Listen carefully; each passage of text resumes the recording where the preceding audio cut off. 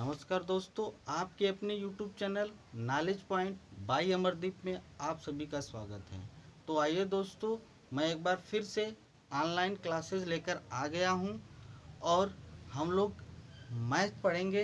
गणित को एकदम बेसिक से पढ़ेंगे, बेसिक कॉन्सेप्ट को क्लियर करते हुए चलेंगे। और इसमें हमने पहले से ही कुछ डिफिनीशन, कुछ परिभाषाएं लिख दी हैं जो आपको सामने व्हाइट बोर्ड पे दिख रहा है। तो आइए इसको हम लोग देखते हैं और एक एक करके सभी परिभाषाओं को हम लोग लिखते हैं। आप लोग नोट करिएगा, हम पढ़ देते हैं, समझा देते हैं और आप लोग नोट करते चले जाइएगा। अगर कुछ लोग इसकी शॉर्ट लेना चाहते हो तो वो ले लें, और जो लोग नहीं लेना चाहते हो वो अपना लास्ट में मैं एक बार आपको कहूँगा, आप ले लीजिएगा। और नहीं तो आप रफ और पेन लेकर बैठे रहिए, लिखते रहिए हमारे साथ और समझते रहिए। तो आइए हम लोग पहला डिफिनीशन लेते हैं। पहला डिफिनीशन लिखा गया है संख्या। तो मैथ को पढ़ने से पहले हम लोग ये डिफिनीशन क्लियर करते चलेंगे। तो संख्या कहते किसे हैं? तो डिफिनीशन में लिखा गया है, परिभाषा में लिखा गया है कि संख्या उसे कहते हैं जिससे यह पता चलता है कि कोई वस्तु कितनी है। मान लीजिए किसी टोकरी में कुछ वस्तुएं रखी गई हों, तो उसको जो काउंट करके रखा जाता है, गिन कर रखा जाता है, अलग किया जाता है, तो जिसके माध्यम से हम संबोधित करते हैं उसी को संख्या कहते हैं। जैसे आपको लिखा गया है इस पे, जिसके माध्यम से हम लोग संबोधित करते हैं उसी को संख्या कहते हैं। जैसे एग्जाम्पल में आप लोग देख रहे हैं, लिखा गया है और यही है संख्या। तो संख्या के बाद आता है संख्यांक। ये लिखा गया है संख्यांक। संख्यांक किसे कहते हैं? तो संख्या को जिन संकेतों द्वारा व्यक्त किया जाता है उसे संख्यांक कहते हैं। संख्या को जिन संकेतों द्वारा व्यक्त किया जाता है उसे संख्यांक कहते हैं।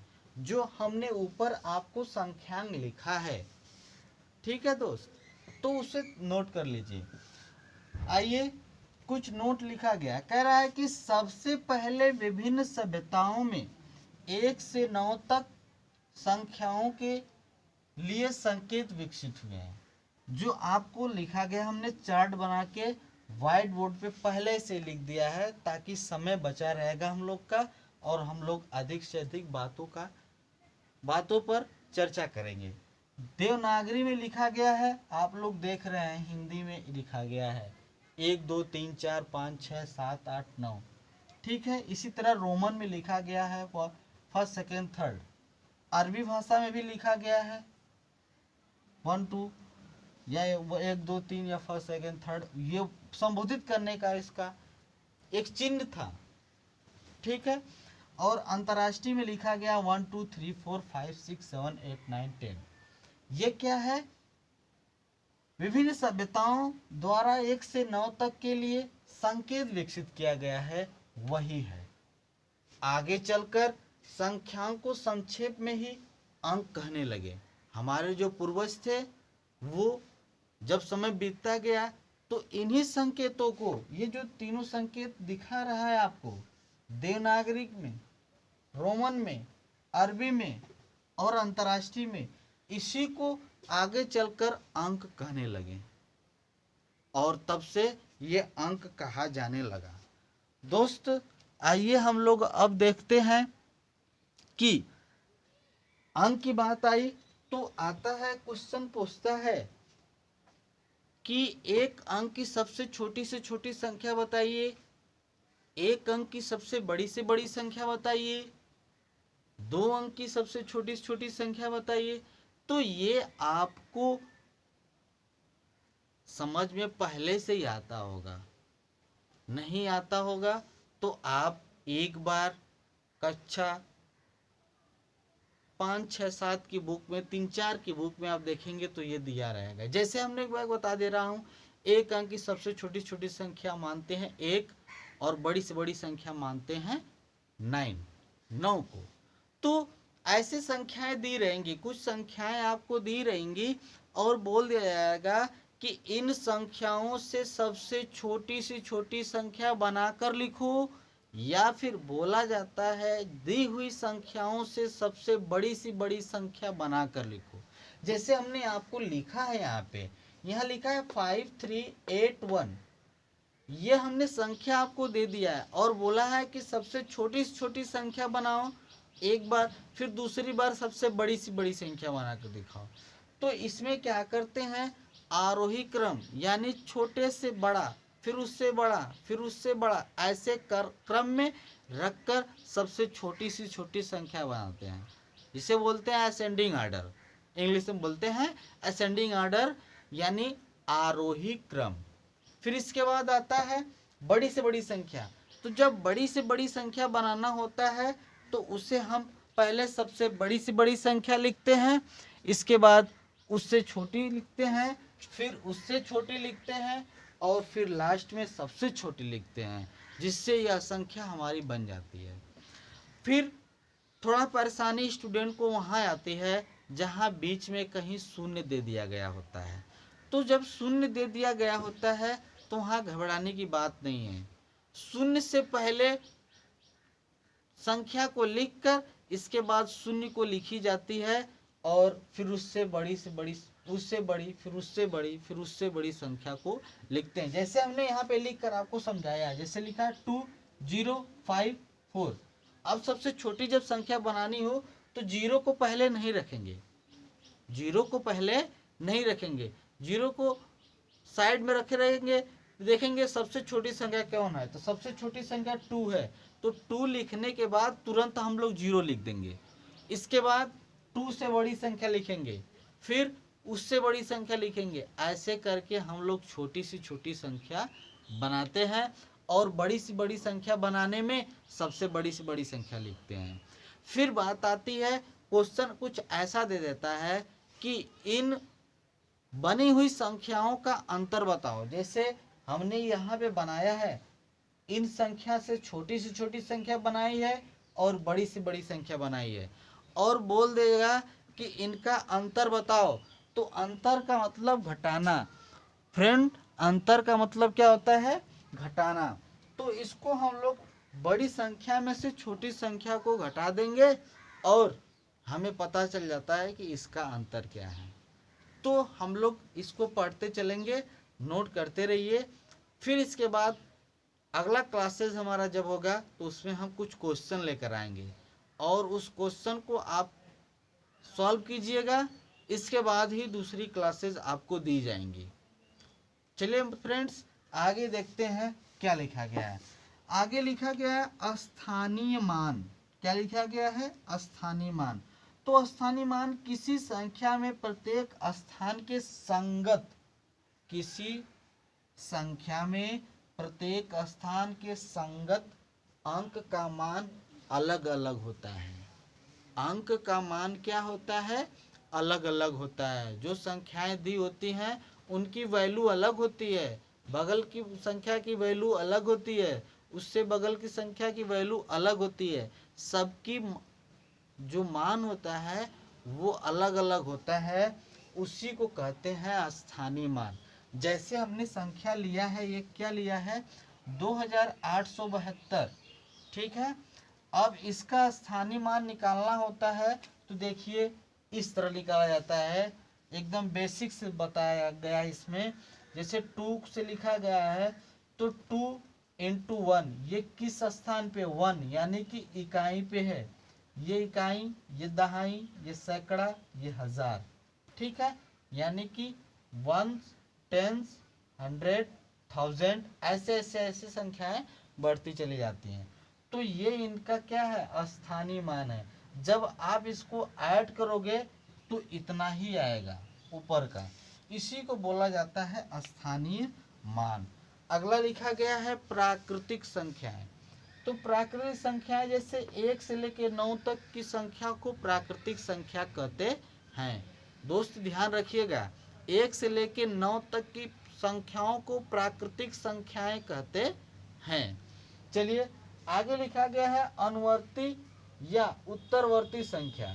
अनुवर्ती और उत्तरवर्ती संख्या क्या होती है, इसको जानेंगे हम कि अनुवर्ती या उत्तरवर्ती संख्या दोनों एक ही है, ये होता क्या है इसको हम लोग जानते हैं। तो लिखा गया है किसी प्राकृतिक संख्या के ठीक बाद वाली प्राकृतिक संख्या को अनुवर्ती संख्या कहते हैं। किसी भी प्राकृतिक संख्या के ठीक बाद वाली, जैसे एक के बाद क्या आएगा, दो, दो के बाद क्या आएगा, तीन, तो ये क्या है, एक के बाद दो, तो ठीक बाद वाली संख्या एक के बाद क्या आई, दो, तो वो क्या है, अनुवर्ती संख्या क्या है, एक की अनुवर्ती संख्या क्या है, दो, ठीक है। दो की अनुवर्ती संख्या क्या है, तीन, तीन की अनुवर्ती संख्या क्या है, चार, यानी एक के बाद जो एक आता है उसमें क्या है, यानी कि एक में एक जोड़ते चले जाएंगे और जो संख्या प्राप्त होगी उसे क्या कहेंगे, अनुवर्ती संख्या कहेंगे। क्लियर। चलिए आगे चलते हैं। आगे लिखा गया है पूर्ववर्ती संख्या। पूर्ववर्ती संख्या किसी प्राकृतिक संख्या के ठीक पहले की संख्या, देखिए उसका उल्टा है, उसमें ठीक बाद की संख्या, अब इसमें पूर्ववर्ती में ठीक पहले की संख्या, यानी कि एक माइनस करते चले जाएंगे और जो संख्या मिलेगी वही क्या होगी, पूर्ववर्ती संख्या होगी। जैसे मान लीजिए दो, दो की पूर्ववर्ती संख्या क्या होगा, दो माइनस एक, बचेगा क्या, एक, यानी एक क्या है, दो की पूर्ववर्ती संख्या क्या है। उसी तरह तीन, तीन की पूर्ववर्ती संख्या दो, यानी कि प्राकृतिक संख्या के ठीक पहले वाली संख्या को पूर्ववर्ती संख्या कहते हैं। आइए नोट लिखा गया है, नोट में क्या लिखा गया है, कोई भी प्राकृतिक संख्या, कोई भी प्राकृतिक संख्या सबसे बड़ी प्राकृतिक संख्या नहीं होती है। कोई भी प्राकृतिक संख्या अपने आप में सबसे बड़ी संख्या नहीं होती है, क्योंकि उसकी अनुवर्ती संख्या उससे भी बड़ी होती है, क्योंकि उससे जो उसकी अनुवर्ती संख्या होती है उससे बड़ी होती है। जैसे 5 ले लीजिए, ये बड़ी संख्या कह दिया जाए तो नहीं होगा, क्यों, क्योंकि इसके बाद जो 6 आएगा, 6 तो उससे बड़ा है। अब 6 को भी पूरा कहे कि नहीं नहीं मैं बड़ा हूं, तो 6 भी बड़ा नहीं हुआ है कि नहीं। 6 के बाद क्या आता है, 7 आता है।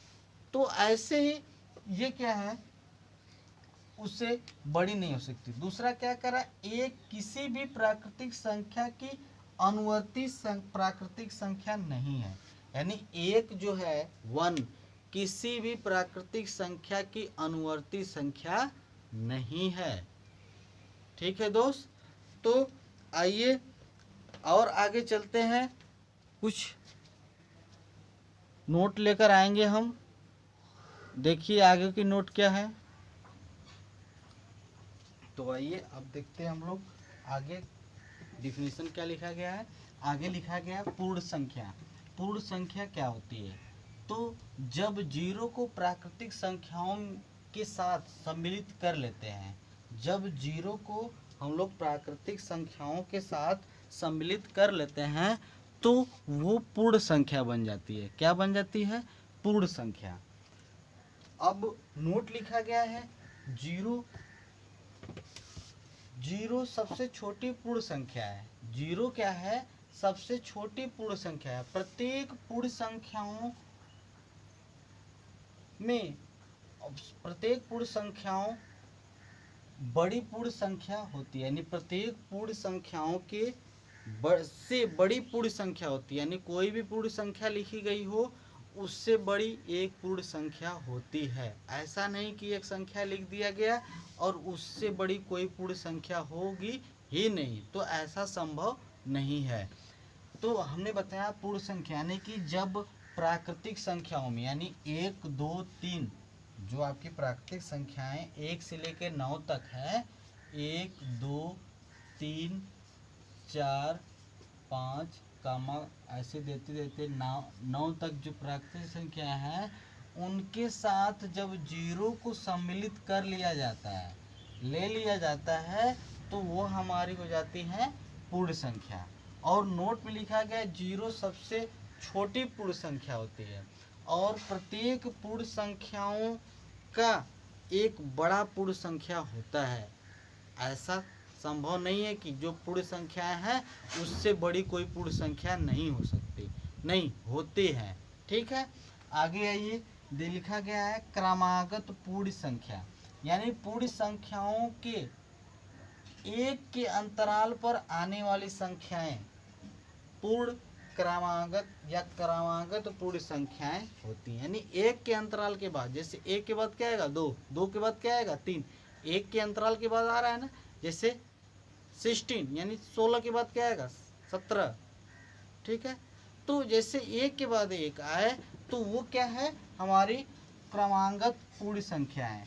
तो नोट में लिखा गया है 3 क्रमागत पूर्ण संख्याओं में पहली और तीसरी संख्या के योगफल का आधा बीच की संख्या होती है। यानी जो 3 संख्याएं दी गई हैं, लिखा गया है 3 क्रमागत संख्याओं में पहली और तीसरी संख्याओं के योग का आधा बीच की संख्या होती है। जैसे 3 क्रमागत संख्या मान लीजिए हमने आपको लिखा गया है 3 क्रमागत संख्या हमने ले ली है 19, 20 और 21। तो परिभाषा में लिखा गया है कि 3 क्रमागत पूर्ण संख्याओं में पहली और तीसरी संख्या, पहली संख्या क्या है 19 और तीसरी संख्या क्या है 21, योगफल का आधा 19 और 21 का आधा करेंगे तो वो हमारी बीच की संख्या प्राप्त हो जाएगी। तो क्वेश्चन ऐसे भी बनता है। तो दोस्त इसको हम लोग सॉल्व किए हैं। तो जैसे 19 + 21/2, 19 में 21 ऐड करेंगे तो 9 और 1 10, 10 को 0 लिखेंगे, 2 और 1 कितना होगा 3 और 1 कैरी 4 यानी 40/2। इसको क्रॉस करेंगे तो 20 आएगा। तो बीच की संख्या क्या हमारी है 20 है। तो 3 क्रमागत पूर्ण संख्याओं में पहली और तीसरी संख्या को अगर हम जोड़ेंगे तो बीच की संख्या हमें प्राप्त होगी। अगर क्वेश्चन ऐसे बने 3 क्रमागत संख्याओं का योग दे दिया गया हो तो आपको ऐसे ही सॉल्व करना होगा। ठीक है फ्रेंड, तो फिर आइए नोट में दूसरा नंबर क्या लिखा गया है। नोट में लिखा गया 2 पूर्ण संख्याओं का योगफल सदैव पूर्ण होता है। 2 पूर्ण संख्याओं का योगफल सदैव क्या होता है पूर्ण होता है और यह पूर्ण संख्याओं के योग का समवर्ग प्रगुण, देखिए यहाँ पे डिफिनीशन बन रहा है समवर्ग प्रगुण। ठीक है, नोट कर लीजिएगा, समवर्ग प्रगुण कहते हैं। यह पूर्ण संख्याओं के योग का क्या होता है समवर्ग प्रगुण होता है। तो दोस्त ये वीडियो कैसा लगा आप कमेंट्स में ज़रूर लिखिएगा। अगर अच्छा लगा हो तो लाइक कीजिएगा और दूसरों तक शेयर कीजिएगा ताकि ये किसी के लिए फ़ायदेमंद हो सके। अब इससे जितने भी रिलेटिव क्वेश्चन हैं हम अगले वीडियो में उसको लेकर आएंगे और आप सॉल्व करिएगा। ठीक है फ्रेंड्स, तब तक के लिए नमस्कार।